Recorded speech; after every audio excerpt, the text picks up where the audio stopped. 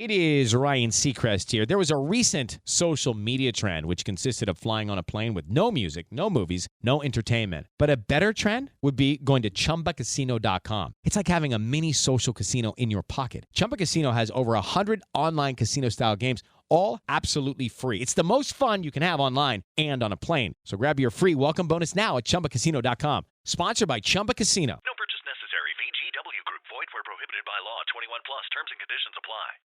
Plan on flying? In order to board domestic flights, your driver's license or state-issued ID must be a real ID. Learn how to get your real ID today at tsa.gov/real ID or visit your local DMV. Basically, this character is the physical manifestation of the extreme mutation of depression, which is a mouthful.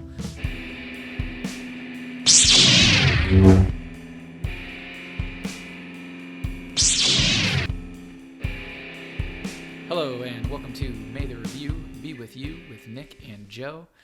I'm Nick. Today, I am solo hosting. Joe is out of town on vacation, traveling perhaps, or maybe he has found himself in a void. And if that is any indication, you already know what we're talking about here today. It is the MCU's Thunderbolts, which was just released a few days ago. Quite a movie. My goodness. I will have to start off by just saying, please go to the theater and watch this film. It was fantastic. There's a lot of chatter online that it might be a new addition to the top 10 all time from a Marvel perspective. That's a pretty big statement, although I have a hard time not putting it in my top 10 at the moment. It's that good. This movie, guys, it felt like Avengers-esque. I honestly haven't had a feeling like this since the first Avengers film. The cast and just kind of how they like play off of each other and interact. The on-screen chemistry was excellent. Writing-wise, really solid storyline throughout. Just to kind of give you an overview or quick synopsis of the film. Basically, it's about an unconventional team of anti-heroes, including Yelena, Agent Walker, Taskmaster, although for like 5 minutes, Ghost, Winter Soldier, and Red Guardian. They're all thrust into a dangerous mission led by Valentina. They're tasked with like cleaning up her loose ends and shady businesses, including Bob, who is also a loose end, although unexpected. Basically, the Thunderbolts face a death trap and must confront their past while simultaneously dealing with Val's manipulation and her plan to unleash Bob, aka Sentry, on the anti-heroes. Things take a turn when Bob's depression kicks in and Sentry becomes a villainous void. So that sounds like a lot. If you're not familiar with the plot, there you go. Crazy amount of things going on in this film. Few fun, like, quick hits. We got an Avengers Tower appearance, which I wasn't expecting. Sentry was crazy powerful. At first, when this movie was like, before it came out, I was thinking like, is this villain going to be like too powerful for like the heroes that we're supposed to be dealing with here? But the movie does a great job, kind of like getting us on board with the outcome and what happens next. And essentially dealing with like a crazy powerful, like, superhero for a split second, but who also really has like a split personality because of depression and ends up becoming like a villainous void instead on the back half there. Really, really interesting character. Bob, who is played by Louis Pullman, just like a fantastic performance all around. Basically, this character is the physical manifestation of the extreme mutation of depression, which is a mouthful. But just truly like a crazy way for the MCU to basically tackle depression.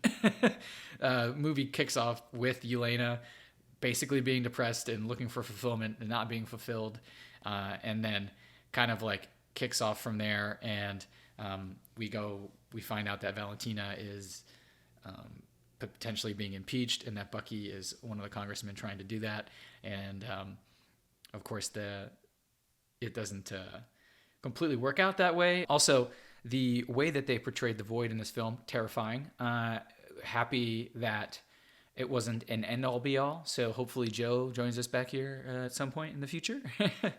This film also gives off like a vibe for this next phase of Marvel, this might be the best film that they've released since Endgame. It really felt cohesive and fun and funny and well written, and also did a good job leaving some questions open and setting up what's going to happen next, basically. There's a extremely long post-credit scene. We get a mid-credit scene, which is just a kind of funny little scene with Red Guardian, but then the post-credit scene is like, I think 2.5+ minutes long, the longest post-credit scene we've ever had. Basically picks up 14 months after this movie originally ends, and we're dealing with like an extra dimensional ship entering orbit, and we find out that it's a Fantastic Four ship. So that's insane. Of course, we're all assuming it's the Fantastic Four that we're going to get to know here in this movie that comes out in a couple months. But as far as a post-credit scene, one of the cooler post-credit scenes we've probably ever gotten to set up like another thing that's coming next for Marvel. Marvel's at its best when it's using its post-credit scenes and then also following through on them. Of course, we on this podcast love post-credit scenes. You can check out our top 12 MCU post-credit scenes on YouTube or on our podcast network, and I'll link those in the show notes. But yeah, that was like a crazy, awesome way to end the film there. Just a couple other things from the movie in general that were really, really cool.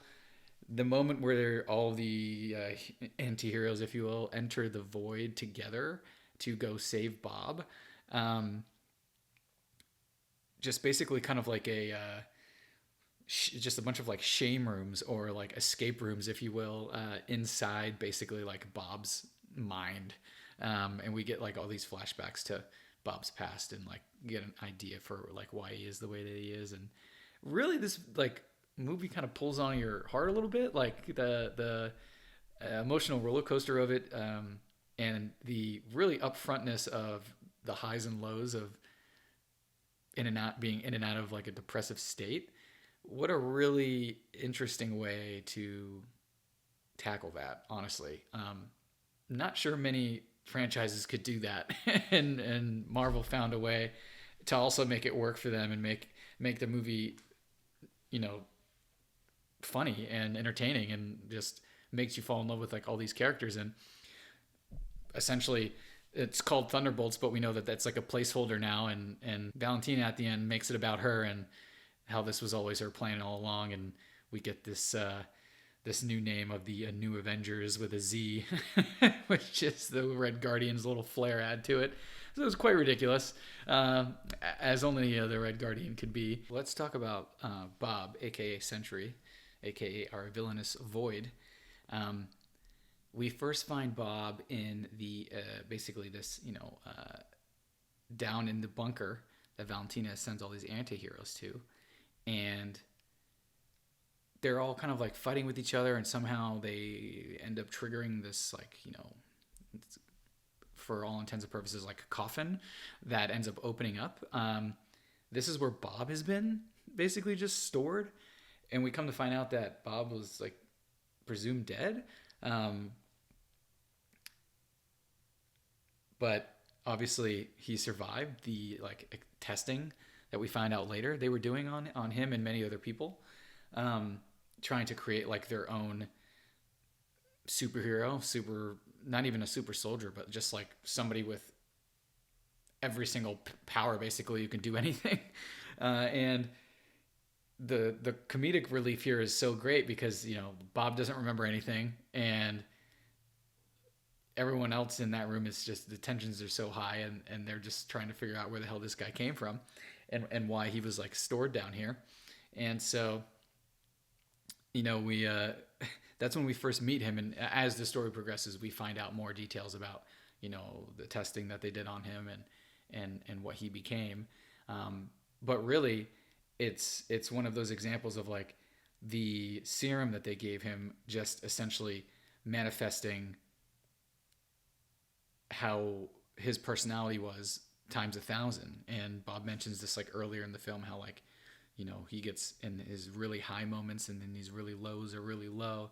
And we actually get to see that with his like split personality once he becomes Sentry and has this like golden god-esque vibe, and then we get this like very low version of him, very dark, who is much more villainous, and this is like the quote-unquote void character that he essentially splits into, and when this happens, Bob is basically like in his own mind and like trapped basically, and this is when the anti-heroes have to like go get him out. One thing that bothered me that I didn't really think they clarified was, Valentino has like a kill switch that apparently, anyone that they were testing had been put in place, and her assistant like triggers this kill switch when Bob is Sentry and deciding not to listen to Valentina, and and he falls to the ground, and to Valentina's thought, like dies because the kill switch like works. But moments later we see that like he kind of just turns all black, like into a shadow, and very soon after that, like he rises up and is clearly not dead. And they didn't explain at all like why the kill switch didn't work. So I felt like that was a little bit like of an open thing. They could have maybe threw us a bone and just kind of given us some kind of detail on what the reason for that not working is.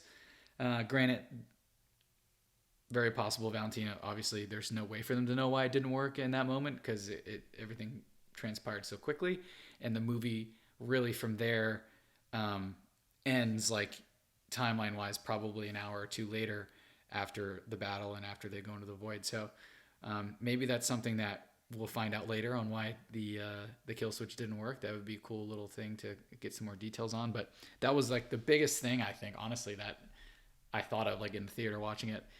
But Bob, excellent character. Lewis Pullman plays him beautifully, like having these like split personalities. Really just honestly an interesting villain for me. I almost wish they could have maybe expanded on the void situation, like, because when he becomes this villainous void, like all he really does is just engulf the city in the void. And I'm assuming like everyone goes into their own like worst moment memories, in there, unless they all go into Bob's world, which would be crazy. But we don't really know that. We just know that when the anti-heroes go into the void, they are essentially in Bob's mind. Leaves it open to interpretation on where the rest of the people of the city kind of went to. Yelena was also like one of the probably the lead character in the whole film. She really like drove it home. Florence Pugh did a fantastic job, really making you believe in the lack of fulfillment and searching for something bigger than herself. And really, she just wanted to be part of a team. I think that's something we can all relate to. So that was a really cool journey to kind of see Yelena go on. And the beginning of the film, she kind of like implies she wants to be in the spotlight, and by the end she's in the spotlight, and it's kind of like Valentina giving her a careful what you wish for situation. But of course, Yelena giving Valentina the whole statement on saying, basically the Thunderbolts own Valentina now because they know the real truth, and for whatever reason they decided not to out her in that moment. So that'll be interesting moving forward as well. Red Guardian, always a highlight for me. Guy's crazy. He's absolutely insane. Biggest comedic relief for sure. Agent Walker, poor man's Captain America. Did not hate him as much as I have in the past MCU shows. So kudos to the writers here for making me hate him less. And now he's a part of the team. So I think part of that was they kind of humanized him a little bit, like with the storyline, finding out that his wife and daughter like left him basically, and so maybe try to make him more likable on that front. We got Ghost back finally, which was freaking badass. Like, have not seen Ghost in many films, so that's really cool that that she's back in the fold here in the MCU. Exciting. Bucky is probably one of my top 5 characters of all time, so getting like a film with like tons of Bucky appearances and getting to see the Winter Soldier in action, fantastic. I still have so many questions about him putting his arm in a dishwasher. I would love for Rocket to witness that. That would be one of the funniest things that Rocket probably would ever see, Bucky cleaning his arm in a dishwasher. So maybe the MCU will give us that that moment one day down the line. Quite ridiculous. But yeah, Bucky, of course, plays a congressman, although it turns out, I guess he's not a congressman for very long. Halfway through the film, he's, back to being a superhero here, and it's just what he does best. So it's also funny that, at the end of the film, we find out that they're basically the new Avengers, but that also, when the extra dimensional ship or Fantastic Four ship enters, it sounds like Sam Wilson's trying to gather a new group of Avengers, and so we're not sure who the real Avengers are at the moment. I'm assuming it's going to be the new Avengers, and then also whoever Sam puts together will probably end up being one big team. But right now there's a little bit of it seemed like animosity between Bucky and Sam, was not being honest with each other about who the real Avengers are. So that might be, maybe we'll get a new Avengers versus real Avengers movie. Or a little spin-off Christmas special. That'd be great. But new Avengers, tons of new questions. Fantastic Four are coming. Insane film. Might be a top 10 film all time, which is a big statement. But you're going to have to decide for yourself. Please go see it in theaters. It's awesome. Let me know what you think in the comments. And find us on Threads. We're talking about Thunderbolts. We'll be talking about Andor. Let me know in the comments what you think about Thunderbolts if you've seen it. Subscribe if you can. Looking ahead, May 12th, we've got our Ozfest releasing, so keep a lookout for that. Joe should be back for Ozfest from the Void. I think we're going to go get him. Yeah, until next time, may the review be with you. Peace, y'all.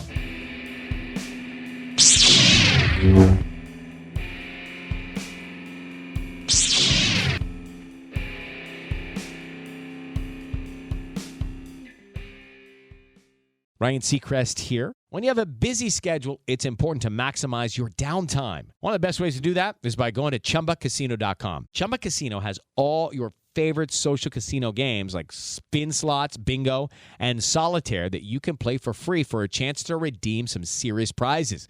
So hop on to ChumbaCasino.com now and live the Chumba life. Sponsored by Chumba Casino. No purchase necessary. VGW Group. Void where prohibited by law. 21 plus. Terms and conditions apply. Plan on flying? It's time to upgrade to a Real ID. Because in order to board domestic flights, your driver's license or state-issued ID must be a Real ID, or you'll need another acceptable form of identification. So don't wait.